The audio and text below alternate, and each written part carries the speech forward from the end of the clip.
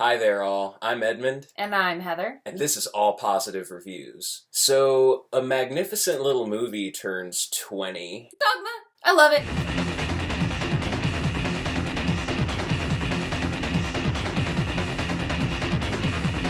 What's he like? God? It's got a great sense of humour. Take sex, for example. Sex is a joke in heaven. The way I understand it, it's mostly a joke down here, too. Get it? Sorry, go ahead. No, don't apologize. This is All Positive Reviews. We love Kevin Smith. I love Kevin Smith very, very, very, very much. And many would argue that this is his most personal, strongest, and definitely his most widely cast movie. Yes, it's definitely the one I watch the most. Mm-hmm. I know it's one that I find myself going back to at least once or twice a year, if not more. Yeah. It's a movie that is so raunchy and so, that just kind of, just that fun, just normal humor for a Kevin Smith movie. But you find it populated with actors like Alan Rickman and Chris Rock and Selma Hayek and Matt Damon and so many people, as well as, his regulars. Yes. As well as a Jason Mewes who actually memorized all of his lines and was on his A-game timing-wise. I love Jason Mewes in every single movie that there is. I even like his vampire movie. He was in a vampire movie. But you can really tell that he stepped up so much for this one. And then after this one, he never goes back down to not memorizing lines again. You can tell, like, he is just so on point and perfect, and then he's always just at that level. Oh, absolutely. You should totally check out his vampire movie. The entire cast is hilarious. Oh, yeah. From his regulars, like, Dante and Randall from Clerks, Jason Lee as a white suit wearing devil, Kevin Smith and Jason Mewes themselves, of course. Of course. And, well, of course, Ben Affleck and Matt Damon, because they are regulars as well. Yeah. All that anger, all that mistrust, all that unhappiness, forgotten for that one perfect moment when they get off the plane. See those two? What that guy doesn't know is that the girl cheated on him while she was away. She did? Twice. Nice. It doesn't matter right now because they're just both so relieved to be with one another.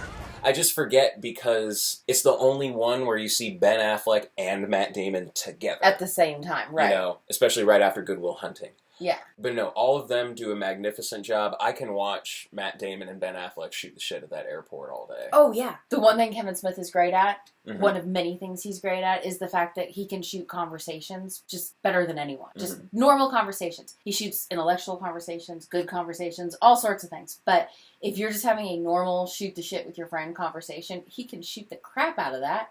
Especially because his dialogue feels real. Yeah. It is the type of shit that you just hear around, or at least, did in 1999. I don't know. Exactly. I live in a different place than New Jersey. We live in a different place than New Jersey, so, But no, the thing about it is, it is very real. It can be very raunchy. I mean, this is a movie with a rubber poop monster. But all of it feels sincere. Yeah. And all of it is rooted in this magnificent just question of, what does religion and belief actually mean to us now? Right. And really just examining all of that. Right. Sometimes in that schoolboy kind of, well, what if kind of way. Yeah. But other times in, really gripping, sincere ways. Yeah. Like, Chris Rock comes in the movie basically on a dick joke. Yeah. And then 5 minutes later is beautifully explaining the difference between a belief and an idea. Yeah. And it's such an important thing to remember and something people should really watch. I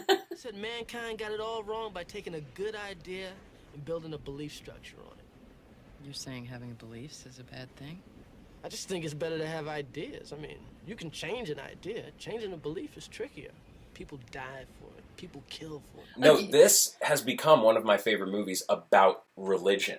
Yeah, it is my favorite movie about religion. Like, it's the only one that actually truly encompasses religion and what it should be. Yeah, it's very, it's very open. It's very much it's the Bill and Ted logic of, just be excellent to each other. Be excellent to each other. Alan Rickman might come shout at someone. Yes. I mean, I wouldn't mind if Alan Rickman came to shout at me. He has a great voice of God. Oh my God, he is. He has a Absolutely wonderful terrific. voice. He does a great job at playing God's voice. I could have watched a series of SNL sketches where it's just him at different biblical stories coming down. Oh man, I wish they would have done that now. You people. If there isn't a movie about it, it's not worth knowing, is it? I am a seraphim. The highest choir of angels. You do know what an angel is, don't you? Moses. And Alanis Morissette as God. Yep.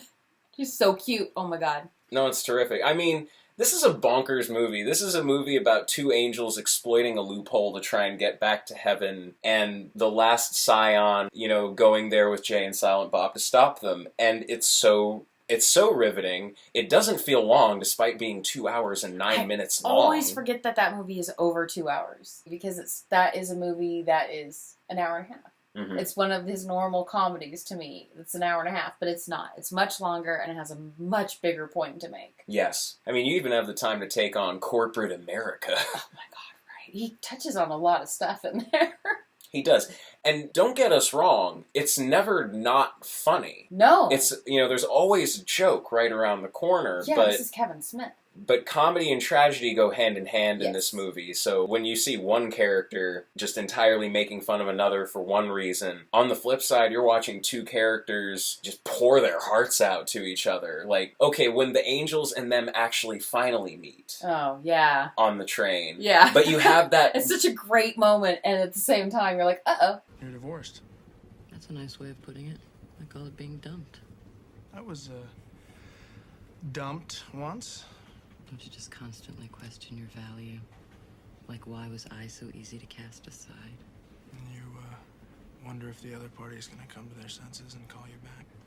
And they always tell you it'll hurt less with time. Well, actually, it hurts more. Although more uh-oh for Ben Affleck than Matt Damon, because Matt Damon is such a lovable idiot in this movie. Oh, I know. He's such a good boy. All fire and brimstone, but definitely a good boy. It's funny that Loki is the good boy, because he's named Loki. Yeah, I know. And then he got to play Loki in the Thor play. Ragnarok. Yeah. That's still one of my favorite things. Oh yes, the loop. Clever dialogue, great cast, a lot of heart. Yeah. R.I.P. George Carlin, because man. George Carlin is one of my all-time favorite stand-up comedians, and you can just see him relishing playing a very just business-savvy Catholic priest. Yes. So, it is with great pleasure that I present you with the first of many revamps the Catholicism Wow campaign will unveil over the next year. I give you the Buddy Christ.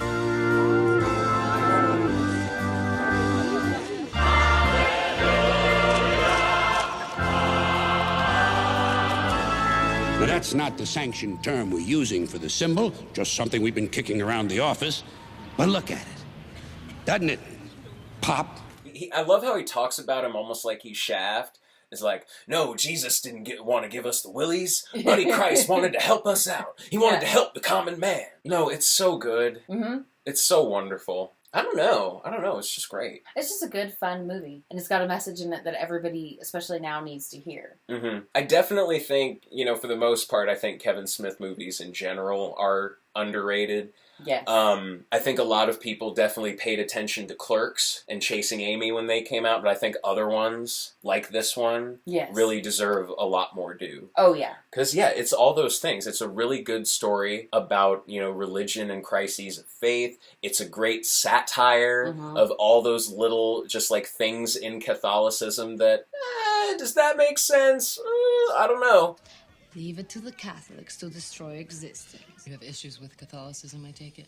I have issues with anyone who treats God like a burden instead of a blessing, like some Catholics. You people don't celebrate your faith, you mourn it. As well as just being a really raunchy but cleverly written comedy. Yeah. And of those, the View Askew universe, it's definitely a major highlight. Oh, yes. We'll get to all the View Askew universe ones, along with I want to do even his Q&As at some point. I mean, we've watched them all enough to do them, so I would like to do those ones, and, this is definitely one of my favorites. Oh, yes. You all should definitely check this out if you haven't gotten the chance. I'm not sure exactly where it's streaming, but I'm sure you can find it readily available on either TV or Amazon. If you want to borrow a copy, let us know.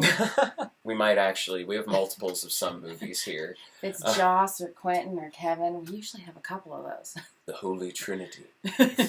But no, it's an absolutely terrific movie. You should check it out, especially if you're a fan of a lot of those people. Because it's Alan Rickman on that 1999 year where him and Galaxy Quest just made us laugh with Hans Gruber again. Chris Rock at the height of his stand-up, an SNL kind of career, and everyone else. It's just terrific. Go check it out. Definitely. On the horizon, of course, we just said we're going to have more Kevin Smith movies. We, of course, have Game of Thrones, Star Trek, Marvel, Handmaid's Tale, all kinds of things coming out soon. In the meantime, check out some more of our All Positive reviews on the channel.